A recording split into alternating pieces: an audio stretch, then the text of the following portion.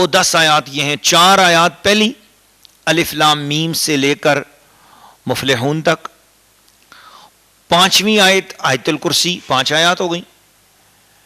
اور 6 اور 7ویں آیت آیت الکرسی کے بعد والی 2 آیات. اور سورہ بقرہ کی آخری 3 آیات. تو گویا یہ 10 ہو گئیں. ان آیات کو پڑھ کر رات کے وقت جو سوئے اس حافظ قرآن یا حافظہ بچی کو یا بچے کو قرآن مجید کبھی نہیں بھولے گا. حروف مقطعات سے الف لام میم سے اس سورت کا آغاز ہوتا ہے. یہ قرآن مجید میں 28 ایسی ہی دیگر آیات ہیں اور دیگر ایسے ہی کلمات مبارکہ ہیں.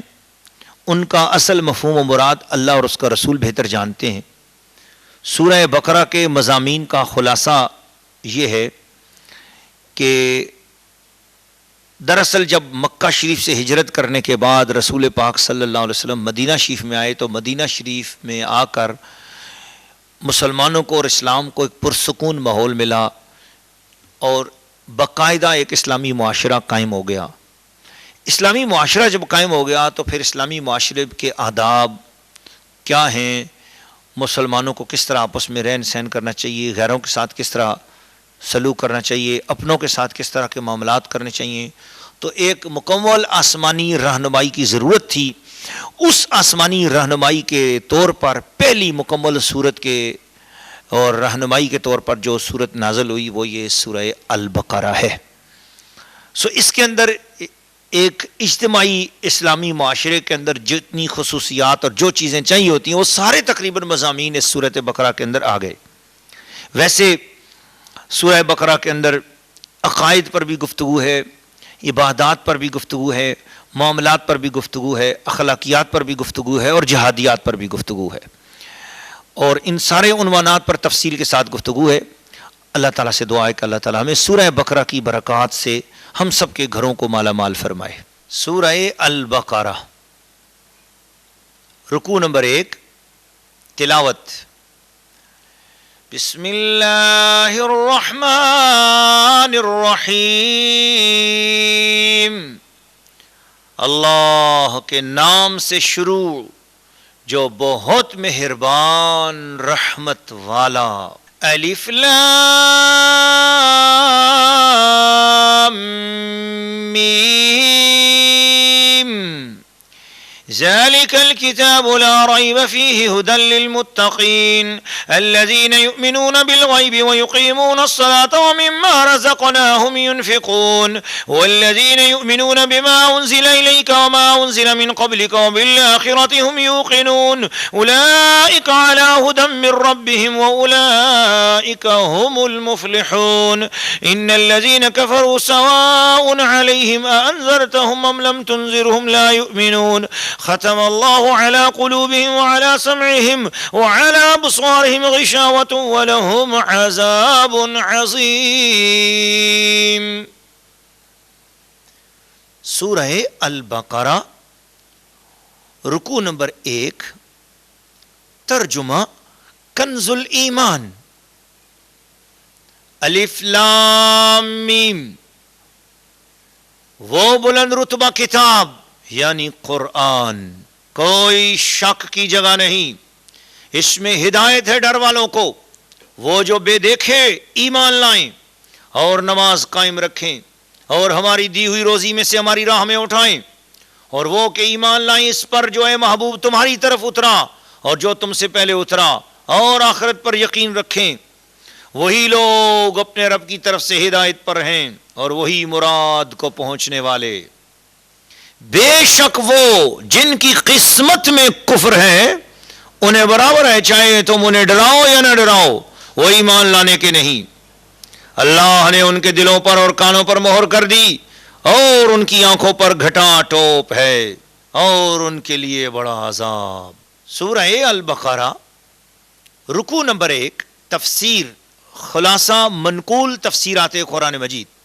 الحمدللہ ترجمہ ہی نہایت واضح اور حسین و جمیل ہے، لیکن کچھ برکات اور کلمات تفسیرات منقولہ کے آپ کی خدمت میں پیش کیے جاتے ہیں.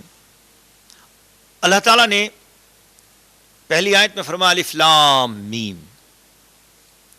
اس کی مختصر سی تفسیر اس پورے رکوع کی پہلے آپ سن لیں. الف لام میم کی آیت کریمہ یہ اللہ تعالیٰ اور اس کے محبوب کے بے مثل و بے مثال ہونے کے بارے میں بتا رہی ہے کہ لوگوں تمہیں اپنی عقلوں پر بڑا اعتماد ہے، تم کہیں اپنے علم و عمل پر بڑا اعتماد نہ کر دینا. بوتا نہ آنکھ میں عالم عالم، نہ آنکھ میں بوتا پڑیا، او ستار غفار مالک کرے روڑ نہ چھڑے دودھ کڑیا. اپنے علم و یقین اور عقل پر بھروسہ نہ کرنا، بھروسہ اللہ اور اس کے رسول پر کرنا. اور اللہ اور رسول کی شان یہ ہے کہ وہ اگر ایک 3 حرف کی بات بھی کر دیں تو کائنات ساری مل کے لگ جائے، ان حرفوں کو سمجھ نہیں سکتے. تو اللہ نے فرمایا الف لام میم، یا حضور نے سمجھا یا اللہ نے نازل کیا. یقیناً ان میں کوئی معنی ہے، یقیناً ان کے اندر کوئی مفہوم ہے، مگر وہ کیا ہے، وہ اصل مفہوم کیا ہے ہر کوئی نہیں جانتا. سو اس لیے سب سے پہلے اس میں اللہ کی شان نظر آ گئی اور صاحب قرآن کی شان نظر آ گئی. اور پھر تیسری بات یہ کہ اس کے اندر ذالک الکتاب لا ریب فیہ فرما کر قرآن کی عظمت بیان کر دی گئی. اللہ کی شان اور اس کے رسول کی شان ایک ہی آیت الف لام میم سے نظر آ گئی کہ اس کا ترجمہ کوئی انسان، کوئی مفسرہ نہیں جان سکتا. اس سے یہ پتہ چل گیا کہ یہ بے مثل و بے مثال ہستی ہے اور حضور صلی اللہ علیہ وسلم بھی بے نظیر اور بے مثال ہستی ہیں. آگے ایک دم قرآن کی شان آئی. پھر قرآن نازل کرنے والے کی شان، جس پر قرآن نازل ہوا اس کی شان بیان ہو گئی. اب اس کے بعد ذالک الکتاب لا ریب فیہ، قرآن کی شان بیان ہو رہی ہے کہ لوگوں سنو، یہ قرآن وہ ہے کہ جس کے اندر کوئی شک کی جگہ نہیں.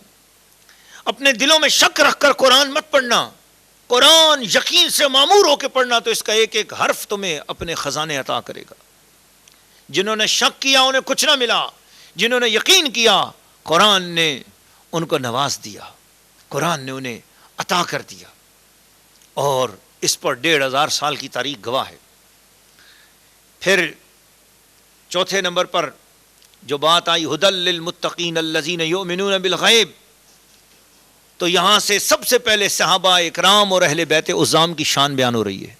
وہ کون لوگ تھے جنہوں نے بن دیکھے ایمان لایا تھا؟ وہ صحابہ اکرام تھے اور اہل بیت عظام تھے. وہ نبی کے گھر والے تھے یا نبی کے در والے تھے. تو اس لیے ہمیں صحابہ اکرام کا بھی ادب کرنا ہے اور اہل بیت عظام کا بھی ادب کرنا ہے.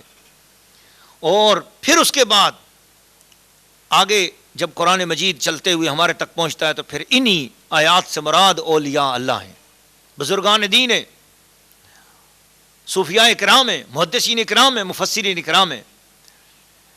ھدی للمتقین الذین یؤمنون بالغیب، وہ لوگ جو تقوی والے ہیں، وہ جو بے دیکھے ڈرتے ہیں، وہ جو نماز قائم کرتے ہیں، وہ جو اللہ کی دی ہوئی روزی میں سے اللہ کے راستے میں خرچ کرتے ہیں. اور پھر ان کی شان بیان کی کہ وہ ان پر بھی ایمان لاتے ہیں، ان آسمانی کتابوں پر جو حضور صلی اللہ علیہ وسلم سے پہلے نازل ہوئیں، اور اس قرآن پر بھی ایمان لاتے ہیں، اور وبالآخرۃ ہم یوقنون، اور آخرت پر یقین رکھتے ہیں. ناظرین و ناظرات، سامعین و سامعات، یہ ایک مختصر سی تفسیر ہے، مگر اس کے اندر میں ایک بات کہتا چاہوں. اس وقت پوری دنیا میں ایک فتنہ ہے قادیانیت کا، مرزائیت کا. آج کے اس دور میں اس فتنے نے مسلمانوں کو بہت پریشان کیا ہے. اور یہ فتنہ وہ فتنہ ہے کہ جس کا مقصد قرآن کی بے ادبی، قرآن کی تحریف، رسول پاک کی بے ادبی، رسول پاک کی گستاخی. اس فرقے کا مقصد ہی صرف گستاخان خدا، گستاخان انبیاء اور اسلام کے دشمنوں کی ایجنٹی کرنا اور اسلام کے دشمنوں کی غلامی کرنا ہے. یہ قادیانی کسی بھی شکل کا ہو، احمدی ہو، لاہوری ہو، مرزائی کسی بھی شکل کا ہو.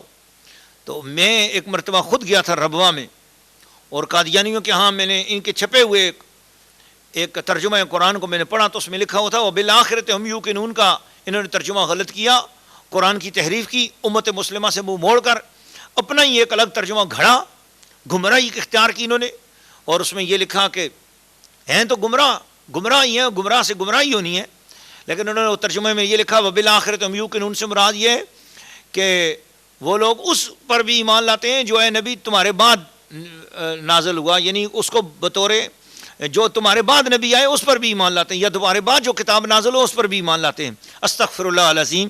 قادیانیوں کا جھوٹ، دجل اور فریب 1400 سال کے کسی حدیث میں یہ ترجمہ نہیں ہے۔ وبالآخرت سے مراد یوم آخرت ہے، وبالآخرت سے مراد یوم قیامت ہے، وبالآخرت سے مراد یوم قیامت، یوم حشر، یوم نشر ہے۔ اور ان قادیانیوں نے اپنا اس میں سے جو ہے نا وہ مطلب نکال دیا، جس مطلب کا کوئی یعنی عقلی نقلی کوئی جواز بھی نہیں ملتا۔ بعد آیات کی تفسیر عقلی بھی ہوتی ہے، مگر یہاں تو اس کا کوئی عقلی جواز ہی نہیں بنتا۔ تو اس لحاظ سے یہ قادیانیوں کا جھوٹ ہے، فریب ہے، دجل ہے، اور وہ میں نے آپ کے سامنے رکھا ہے۔ اور اب اس کے فوراً بعد اللہ کریم نے ذکر کیا ان الذین کفروا سواء علیہم انذرتہم کا، کہ وہ لوگ جن کی قسمت میں کفر ہے۔ تو جب ایمان والوں کا ذکر کیا تو اس کے بعد یہ ان کافروں کا ذکر کیوں کیا؟ دراصل بات یہ کر دی کہ پہلے میں نے اولیاء اللہ کی بات کر دی ہے، صحابہ اہل بیت عظام اولیاء اللہ کی بات ہو گئی۔ اب ذرا لوگوں سمجھ لینا اعداء اللہ کون ہے، اللہ کے دشمن کون ہیں، ان کی بات بھی سن لو تاکہ تمہیں اپنے پرائی کی پہچان ہو جائے۔ تو اس سے یہ بھی ثابت ہوا کہ اپنے پرائی کی پہچان رکھ کر چلنا یہ اسلام کا طریقہ کار ہے۔ ناظرین و ناظرات و سامعین و سامعات، زیادہ تفصیل میں تو ہم نہیں جا سکتے ہیں، لیکن تھوڑی بہت اس کی تفصیل آپ کی خدمت میں ذرا میں پیش کرنا چاہوں گا۔ ایک یہ کہ اس کے اندر سب سے پہلے یہ بات آئی کہ ہم جب اس سورہ بقرہ کی ابتدا کر رہے ہیں تو یہ سورہ بقرہ کا ابتدائی رکوع بھی اور آخری آیات بھی ہم اکثر اوقات جب ہمارے ہاں کوئی فوتگی ہو جاتی ہے، عورت مرے یا مرد مرے، تو اس کے سرانے کی طرف سورہ بقرہ کی ابتدائی آیات اور آخری آیات پڑھی جاتی ہیں۔ تو بعض لوگ یہ کہتے ہیں کہ یہ بدعت ہے، اس کا ثبوت کہاں سے؟ اصل میں یہاں تو آج تو جس شخص کے پاس بھی علم نام کی کوئی چیز نہیں ہے اس کو آسانی سے اٹھا کر کسی چیز کو بدعت کہہ دینا آسان لگ جاتا ہے۔ حالانکہ حقیقت یہ ہوتی ہے اپنے مطالعے کی کمی ہوتی ہے، اپنے علم کی کمی ہوتی ہے، اور لوگوں کو خام خواہ ادب اور احترام کے راستے سے لوگ دور کر رہے ہوتے ہیں۔ اب میں آپ کو یہاں پر ایک حوالہ دیتا چاہوں، امام بہقی رضی اللہ تعالیٰ عنہ نے شعب الایمان میں، اور سعید بن منصور نے حضرت مغیرہ سے روایت کیا کہ جو شخص سوتے وقت سورہ بقرہ کی 10 آیتیں پڑھے گا، قرآن شریف کو نہ بھولے گا۔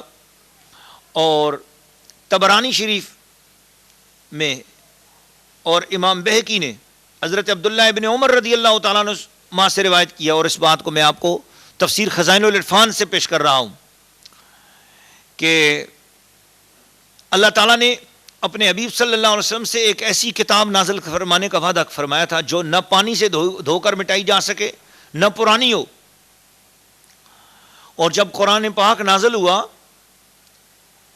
تو فرمایا ذالک الکتاب، یہ وہ کتاب موعود ہے کہ اللہ تعالیٰ نے بنی اسرائیل سے کتاب نازل کرنے کا وعدہ کیا تھا، تو وہ کتاب یہ کتاب ہے جو محمد مصطفیٰ پہ نازل ہوئی ہے۔ حضور صلی اللہ تعالیٰ علیہ وسلم، حضرت عبداللہ ابن عمر بیان فرماتے ہیں، حضور علیہ السلام نے فرمایا میت کو دفن کر کے قبر کے سرانے سورہ بقرہ کے اول کی آیتیں اور پاؤں کی طرف آخر کی آیتیں پڑھو۔ اب یہ حضور پاک صلی اللہ علیہ وسلم کی حدیث ہے۔ اب حدیث مصطفیٰ پہ عمل کو اگر کوئی شخص بدعت کہے گا تو وہ شخص اپنے نامہ اعمال کے اندر آگ ڈال رہا ہے، اس شخص وہ گمراہ ہے۔ تو ایسے شخص کی باتوں پہ نہ چلو، اپنے مردوں کو اللہ اور اس کے رسول کے ذکر کے ساتھ اللہ کے حوالے کیا کریں اور عالم برزخ میں روانہ کیا کریں۔ ناظرین و ناظرات، سامعین و سامعات، سورہ البقرہ کی ابتدائی آیات میں اللہ تعالیٰ نے ارشاد فرمایا ذالک الکتاب لا ریب فیہ، یہ وہ کتاب ہے جس کے اندر کوئی شک نہیں، ھدی للمتقین، اس میں ہدایت ہے پرہیزگاروں کے لیے۔ الذین یؤمنون بالغیب، وہ لوگ کہ جو ایمان لاتے ہیں غیب پر۔ تو یہاں پر لفظ غیب بھی نازل ہوا ہے، اور اس کی تفسیر میں تھوڑی سی گفتگو ہو جائے، جیسے بڑی خوبصورت گفتگو ہے، ذرا سی مشکل ہوگی آپ احباب کے لیے، لیکن قریب علماء اکرام سے اگر آپ اس کی تشریح پوچھ لیں گے تو یقیناً بہت بڑا فائدہ ہوگا۔ میں کوشش کروں گا اس کو آسان کر کے کروں۔ میرے سامنے تفسیر خزائن العرفان ہے۔ آپ فرماتے ہیں کہ غیب مصدر ہے یا اسم فاعل کے معنی میں ہے۔ اگر یہ مصدر ہو اور اسم فاعل کے معنی میں ہو تو اس تقدیر پر، یعنی اس انداز سے قرآن مجید کے اندر جو یؤمنون بالغیب آیا ہے اس کا ترجمہ اور اس سے مراد یہ ہوگا کہ غیب وہ ہے جو حواس و عقل سے بدیہی طور پر معلوم نہ ہو سکے۔ میں تفسیر تفہیم القرآن جو مودودی صاحب نے لکھی ہے اسے پڑھ رہا تھا، جلد اول، اس کے اندر بھی یہ بات لکھی ہوئی ہے کہ غیب سے مراد وہ حقیقتیں جو انسان اپنے حواس اور اپنے عقل کے ذریعے نہ پہچان سکے، مگر اس بات پر اس غیب کو مان رہا ہو کہ اس کی خبر نبی دے رہا ہے۔ سبحان اللہ، سبحان اللہ۔ اور یہاں پر صدر الفاضل نے اس کی بڑی تقسیم فرمائی اور بڑی تفصیل کے ساتھ اس کی تشریح کی ہے۔ فرمایا کہ غیب کی دو قسمیں ہیں، اس غیب کی دو قسمیں ہیں۔ کون سا غیب؟ وہ جو حواس اور عقل کے ذریعے معلوم نہ ہو۔ ایک وہ غیب کہ جس پر کوئی دلیل نہ ہو، اور ایک وہ غیب کہ جس پر کوئی دلیل ہو۔ جس پر کوئی دلیل نہ ہو یہ علم غیب ذاتی ہے، اور عندہ مفاتیح الغیب لا یعلمها الا هو، اللہ تعالیٰ کے پاس ہی غیب کی چابیاں ہیں، اللہ کے سوا اور کوئی بھی غیب نہیں جانتا۔ یہ اس غیب ذاتی کی طرف اشارہ ہے اس آیت کریمہ میں۔ اور ان تمام آیات میں قرآن مجید کے اندر جہاں غیب کی غیر خدا سے نفی کی گئی ہے کہ اللہ کے سوا کوئی غیب نہیں جانتا، وہ ذاتی غیب مراد ہے جس پر کوئی دلیل نہ ہو۔ جیسے صانع عالم، علم غیب ذاتی سے مراد وہ ہے کہ جس پر کوئی دلیل نہ ہو، اور جس پر کوئی دلیل نہ ہو وہ اللہ تعالیٰ کا ذاتی علم ہے، اور جب اس پر دلیل کوئی نہیں ہے تو وہ علم کسی کو حاصل ہی نہیں ہو سکتا، کسی کے پاس وہ علم ہے ہی نہیں ہے، اور کسی کو وہ اللہ تعالیٰ وہ علم نہیں دیتا، اور وہ ذاتی علم ہے، اور وہ اللہ کی شان ہے، اللہ تعالیٰ کے اپنے پاس ہے، اس کو کوئی جانتا ہی نہیں ہے۔ تو جب اس کو کوئی جانتا ہی نہیں تو وہ علم کیا ہے وہ ہم کیسے بیان کریں، ہمیں پتہ ہی نہیں ہے۔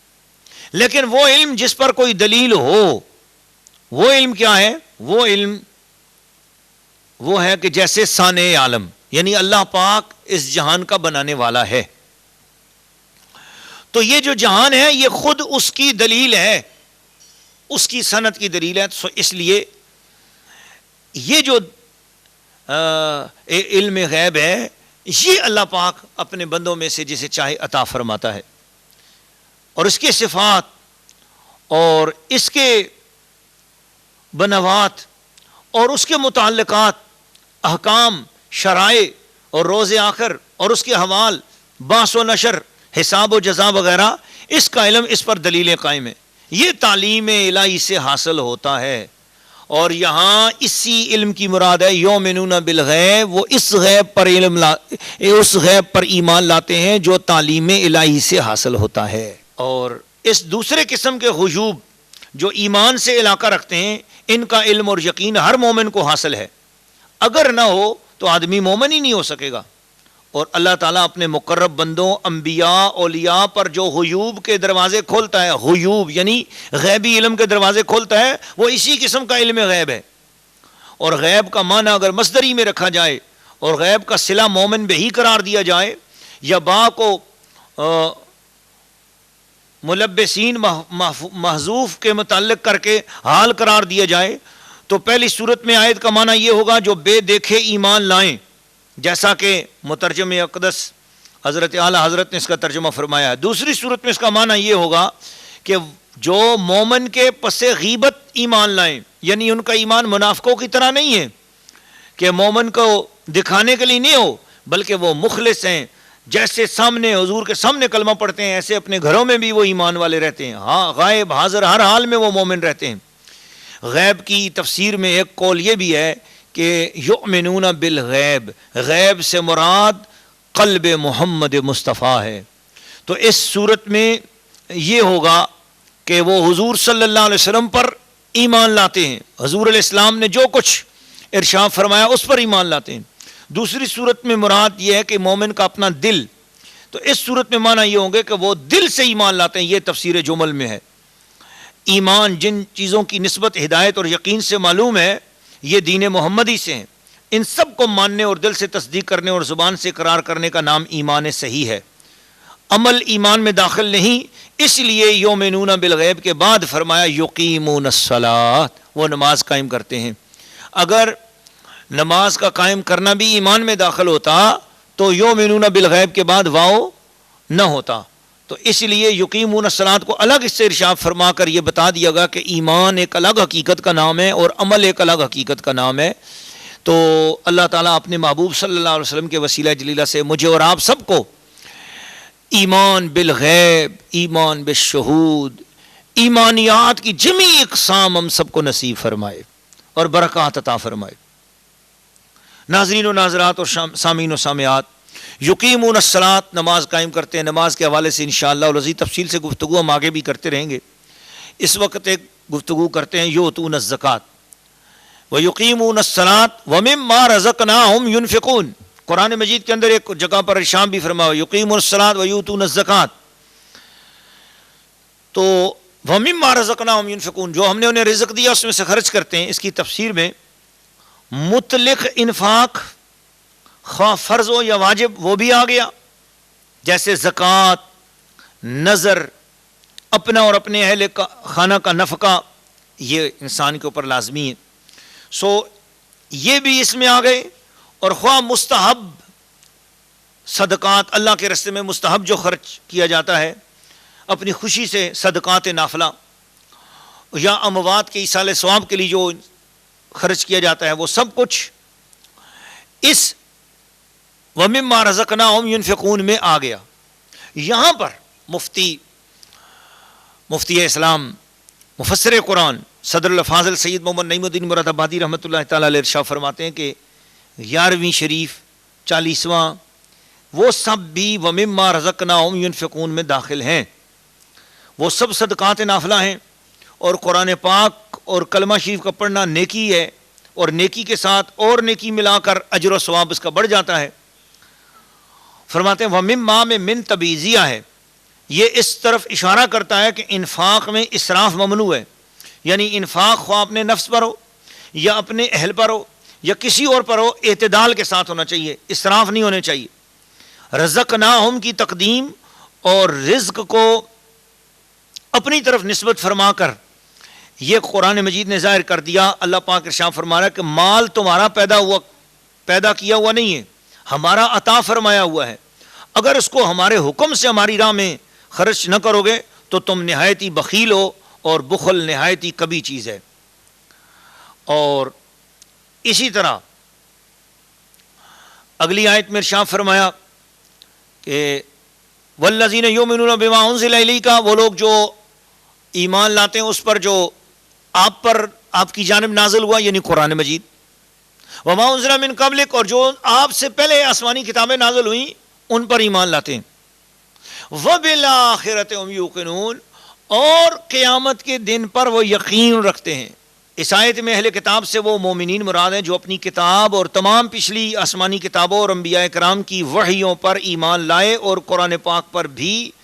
اور ما انزل الیک سے مراد تمام قرآن پاک اور پوری شریعت مراد ہے. یہاں پر ایک مسئلہ شریعت کا سن لیں، اور وہ مسئلہ یہ ہے کہ حضرت صدر الفاضل ارشاد فرماتے ہیں کہ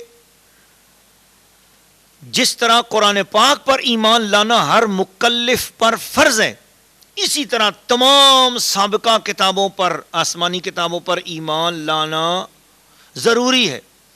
جو اللہ تعالیٰ نے حضور علیہ الصلوۃ والسلام سے قبل انبیاء علیہ السلام پر نازل فرمائی ہیں، ان تمام پر ایمان لانا بھی ضروری ہے. البتہ ان کے جو احکام ہماری شریعت میں منسوخ ہو گئے ہیں ان پر عمل کرنا درست نہیں، مگر ایمان لانا ضروری ہے. مثلا پچھلی شریعتوں میں بیت المقدس قبلہ تھا، اب پچھلے اس قبلے پر بیت المقدس پر ایمان لانا تو ہمارے لیے ضروری ہے، مگر عمل کرنا یعنی نماز میں بیت المقدس کی طرف منہ کرنا ہمارے لیے جائز نہیں ہے، یہ منسوخ ہو چکا ہے. اسی طرح قرآن کریم سے پہلے جو کچھ اللہ تعالیٰ کی طرف سے اس کے انبیاء پر نازل ہوا ہے ان سب پر اجمالاً ایمان لانا ہمارے اوپر فرض عین ہے، اور قرآن مجید پر تفصیلاً ایمان لانا فرض کفایہ ہے. اب اس مسئلے سے یہ بات بھی ثابت ہو گئی کہ عام آدمیوں پر قرآن مجید کی تفصیلات کے علم کو حاصل کرنا فرض نہیں، جبکہ علماء کرام موجود ہوں جنہوں نے اس کی تحصیل علم میں پوری جدوجہد کی ہو. تو اسی طرح اس کے بعد اللہ پاک نے ارشاد فرمایا وبالآخرۃ ہم یوقنون، وہ آخرت پر بھی پورا یقین رکھتے ہیں. تو آخرت سے مراد یوم قیامت ہے، یوم بعث و نشور ہے، کہ ایک نہ ایک دن اللہ سب انسانوں کو مار دے گا، ہر چیز ختم ہو جائے گی، اور پھر سب کو اللہ تعالیٰ زندہ کرے گا. سب کی فنا کے بعد سب کو زندہ کرے گا، اور سب کو زندہ کر کے یوم حساب ہوگا. اس دن سب سے حساب ہوگا، ہر چیز کا نیکی اور بدی اس کو بتائی جائے گی. اس کے اوپر یقین رکھتے ہیں، اس کو کہتے ہیں ایمان بالآخرت. اور قادیانی لوگوں نے اس کا ترجمہ الٹا کیا اور اس کا ترجمہ خراب کر دیا اور اس کا ترجمہ اپنے پاس سے گھڑ لیا. قادیانی گمراہ ہیں، کافر ہیں، دین اسلام سے خارج ہیں. قادیانی کو مسلمان نہ سمجھو، یورپ میں رہنے والوں، دنیا بھر میں رہنے والوں، کالجوں میں پڑھنے والی بچیوں، کالجوں میں پڑھنے والے بچوں اور یونیورسٹیوں میں رہنے والوں، ہم ایک آہ بھر کر آپ کو بتا رہے ہیں کہ آپ علماء اکرام سے بہت دور ہوتے چاہ رہے ہو. اپنے علماء سے ملو، اپنے علماء سے رابطہ رکھو، علماء اہل سنت سے رابطہ کرو، دین کے علماء سے رابطہ کرو تاکہ آپ کو اچھے برے کی تمیز بتائیں. کالج میں پڑھ لینے سے آپ کو دنیا کا ہر علم آ جائے گا، لیکن یہ وحی کا علم، یہ قرآن کا علم، یہ حدیث کا علم تو آپ کو علماء کرام کے پاس ہی جا کر پڑھنا پڑے گا. میں ایک درد اور افسوس کے ساتھ یہ بات کہوں گا، یہ شعر پڑھوں گا کہ جنہیں حقیر سمجھ کر بجھا دیا تم نے، وہی چراغ جلیں گے تو روشنی ہوگی. اپنے آپ کو ان علماء کرام کے پاس لے جاؤ، تمہارا ایمان بچے گا. تو قادیانی تمہارے پاس پہنچ رہے ہیں، کالجوں میں، یونیورسٹیوں میں، ویزوں کے نام پر، سماجی بہبود کے نام پر، اللہ جانے کس کس نام پر لوگوں کے ایمانوں کو ڈاکہ ڈال رہے ہیں. لیکن یاد رکھ لینا یہ خود گمراہ ہیں، دلو فادلو، خود گمراہ ہیں، اور جو ان کے ساتھ لگ جائے گا وہ بھی گمراہ ہو جائے گا، دین سے خارج ہو جائے گا، حضور کی شفاعت سے محروم ہو جائے گا. ان کی تعلیمات ساری خراب ہیں. ہم اس موقع پر قادیانیوں کو بھی کہہ رہے ہیں، تمام قادیانی جتنے بھی دنیا میں موجود ہیں، ان تمام قادیانیوں کو میری طرف سے یہ پیغام ہے کہ پڑھو کلمہ لا الہ الا اللہ محمد الرسول اللہ، آؤ اسلام میں داخل ہو جاؤ، آؤ اپنا مرتد ہونا چھوڑ دو. اپنے اس مرزا قادیانی جو اس کا نام تو غلام احمد تھا، لیکن حقیقتاً وہ شخص شریر ترین انسان تھا. اس کی جتنی تحریرات پڑھو اس کے اندر گندگی اور خباثت بری ہوئی ہے. سو اس لیے اس سے ہٹ جاؤ، بچ جاؤ. ایسے دوستوں سے بھی اپنے آپ کو کنارہ کر لو، وہاں رشتہ دینے سے بھی بچو. وہ اسلام کے روپ کے اندر بھیڑیے ہیں، اسلام کے روپ کے اندر کلمہ پڑھتے ہیں اور لوگوں میں اپنے آپ کو مسلمان شو کرتے ہیں. مسلمان نہیں ہیں، وہ کافر ہیں. میرا کام تھا میں آپ کو کھری کھری بات کر کے آپ کو سمجھا دوں، آگے آپ کی اپنی آخرت کے حوالے سے آپ خود جواب دے ہوں گے اللہ تعالیٰ کے حضور. ہم نے آپ کی رہنمائی کے لیے آپ کو بتا دیا ہے. اور اس کے بعد اللہ پاک نے فرمایا کہ اولئک علی ھدی من ربہم، وہی لوگ اپنے رب کی طرف سے ہدایت پر ہیں. واولئک ھم المفلحون، وہی لوگ کامیاب ہوں گے. کون؟ وہ لوگ کہ جنہوں نے اس طریقہ کار کے مطابق اپنی زندگی کو گزارا. اب اس کے بعد فرمایا ان الذین کفروا، وہ لوگ جن کی قسمت میں کفر ہے، آپ ان کو ڈرائیں یا نہ ڈرائیں وہ ایمان لانے والے نہیں ہیں. تو وہ ان لوگوں کے حوالے سے تفصیل کے ساتھ بات کی. مفسرین نے فرمایا اس سے مراد ابو لہب بھی ہے، ابو جہل بھی ہے، مکہ کے کافر بھی ہیں. لیکن آج چونکہ قرآن مجید پوری دنیا میں، سو اس لیے بات اس کے شان نزول ٹھیک ہے، اس اپنے شان نزول کے مطابق بھی وہ حق ہیں. لیکن مفسرین کرام نے شاہ فرمایا کہ آج کے دور کے بھی وہ لوگ جن کی قسمت میں کفر ہے، جیسے کہ غلام احمد قادیانی کے قسمت میں کفر تھا تو اس کو آخر وقت تک علماء سمجھاتے رہے، لیکن وہ باز نہیں آیا اور وہ کفر کرتا رہا. اور آج بھی جو لوگ ڈٹے ہوئے ہیں، اسی کے ساتھ لگے ہوئے ہیں، کیا ملتا ہے ان کو؟ کیا مل رہا ہے ان کو؟ اور کیا مل چکا ہے ان کو؟ کوئی ایک بات تو بتائیں. کچھ بھی نہیں ہے ان کے پاس، اور خام خواہ ان کے اوپر آپ ان کی دولتوں سے، ان کے پیسوں سے مروب ہو رہے ہو. اللہ تعالیٰ نے قرآن مجید کے اندر ارشاد فرمایا وَلَا تَمُدَّنَّ عَيْنَيْكَ إِلَىٰ مَا مَتَّعْنَا، ان کو جو کچھ بھی ہم نے دے رکھا ہے اس کے اوپر اپنی آنکھیں نہ پھیلاؤ. یہ اللہ کی عطا ہے. وہ تو کافروں مشرک کو بھی دیتا ہے، وہ یہودیوں عیسائیوں کو بھی دے رہا ہے، وہ اپنے نافرمانوں کو بھی دے رہا ہے. وہ جو اس کا مانتی نہیں، اس کا وجود نہیں، وہ کہتے ہیں خدا بھی کوئی نہیں ہے، اس کو بھی خدا دے رہا ہے. تو دوسروں کے اوپر عطا دیکھ کر، دوسروں کے اوپر خدا کی مہربانیاں دیکھ کر، ان کے پاس دنیا کی زرق برق مال و اموال دیکھ کر، ان کی کوٹھیاں دیکھ کر، ان کے مال و دولت کو دیکھ کر متاثر ہوتے ہو، سمجھتے ہو کہ یہ حق ہے. خدا کی قسم، ایمان والا جھونپڑی میں بھی رہ رہا ہو، وہ اس کوٹھی میں رہنے والے کافر سے افضل و اعلیٰ ہے کہ جو رسول پاک صلی اللہ علیہ وسلم کو گستاخی کرتا ہو. بے ادبی اور گستاخی کرنے والے سے تو ادب کرنے والا اگر جھونپڑی میں رہ رہا ہو تو وہ جھونپڑی والا افضل ہے. وہ گورا جو اپنی رنگت اپنے حسن کے اعتبار سے مشہور ہو، وہ گوری جو اپنے رنگت اور اپنے حسن کے اعتبار سے مشہور ہو اور وہ سمجھ رہی ہو اور کہ میرے جیسی کوئی بھی نہیں ہے، اور اگر گستاخ اور بے ادب ہے تو خدا کی قسم اس سے کروڑ درجے کوئی بدصورتی کیوں نہ ہو، بد شکلی کیوں نہ ہو، لیکن ایمان والا ہو تو وہ اس سے کروڑ درجے افضل ہے۔ اپنے اندر معیار حق بناؤ۔ دنیا معیار حق نہیں ہے، امیر اور غریب ہو جانا معیار حق نہیں ہے۔ معیار حق یہ ہے کہ جس کا ایمان صحیح ہے، جس سے اللہ اور اس کا رسول راضی ہے۔ اللہ تعالیٰ میری اور آپ سب کی حفاظت فرمائے، ہم سب کو سچ اور حق کے ساتھ اپنی زندگی کو قرآن سے وابستہ کرتے ہوئے نبی پاک کے زیر سایہ، اولیاء اللہ اور غوث پاک کے زیر سایہ بسر کرنے کی توفیق عطا فرمائے۔ سورہ البقرہ رکوع نمبر 2 تلاوت۔ وَمِنَ النَّاسِ مَن يَقُولُ آمَنَّا بِاللَّهِ وَبِالْيَوْمِ الْآخِرِ وَمَا هُمْ بِمُؤْمِنِينَ يُخَادِعُونَ اللَّهَ وَالَّذِينَ آمَنُوا وَمَا يَخْدَعُونَ إِلَّا أَنفُسَهُمْ وَمَا يَشْعُرُونَ في قلوبهم مرض فزادهم الله مرضا ولهم عذاب أليم بما كانوا يكذبون وإذا قيل لهم لا تفسدوا في الأرض قالوا إنما نحن مصلحون ألا إنهم هم المفسدون ولكن لا يشعرون وإذا قيل لهم آمنوا كما آمن الناس قالوا ونؤمن كما آمن السفهاء ألا إنهم هم السفهاء ولكن لا يعلمون وإذا لقوا الذين آمنوا قالوا آمنا وإذا خلوا إلى شياطينهم قالوا إنا معكم إنما نحن مستهزئون الله يستهزئ بهم ويمدهم في طغيانهم يعمهون أولئك الذين اشتروا الضلالة بالهدى فما ربحت تجارتهم وما كانوا مهتدين مثلهم كمثل الذي استوقد نارا فلما أضاءت ما حوله ذهب الله بنورهم وتركهم في ظلمات لا يبصرون صم بكم عمي فهم لا يرجعون أو كصيب من السماء فيه ظلمات ورعد وبرق يجعلون أصابعهم في آذانهم من الصواعق حذر الموت والله محيط بالكافرين يكاد البرق يخطف أبصارهم كلما أضاء لهم مشوا فيه وإذا أظلم عليهم قاموا ولو شاء الله لذهب بسمعهم وأبصارهم إن الله على كل شيء قدير۔ سورہ البقرہ رکوع نمبر 2 ترجمہ کنز الایمان۔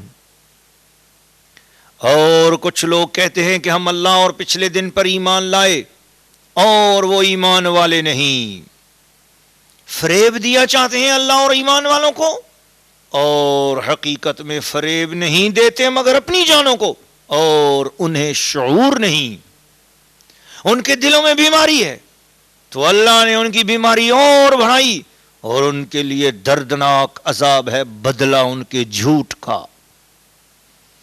اور جو ان سے کہا جائے زمین میں فساد نہ کرو تو کہتے ہیں ہم تو سنوارنے والے ہیں، سنتا ہے وہی فسادی ہیں مگر انہیں شعور نہیں۔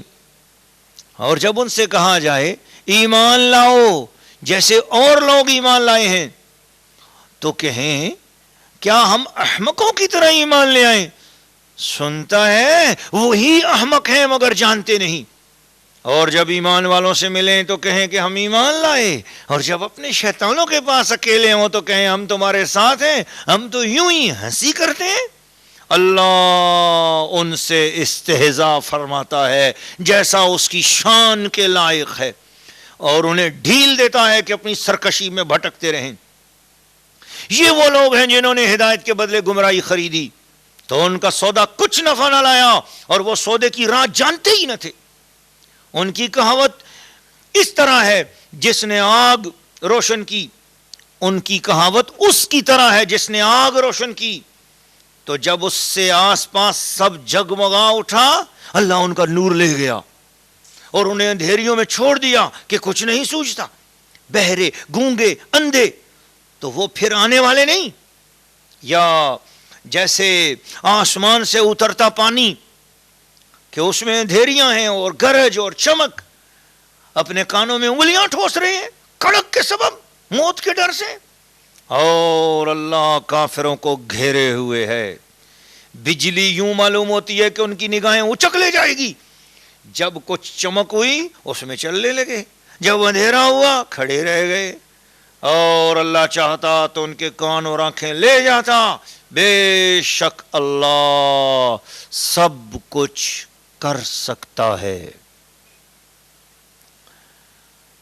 سورہ البقرہ رکوع نمبر 2، خلاصہ منقول تفسیرات قرآن۔ ناظرین و ناظرات، سامعین و سامعات، پہلے رکوع میں سورہ بقرہ کی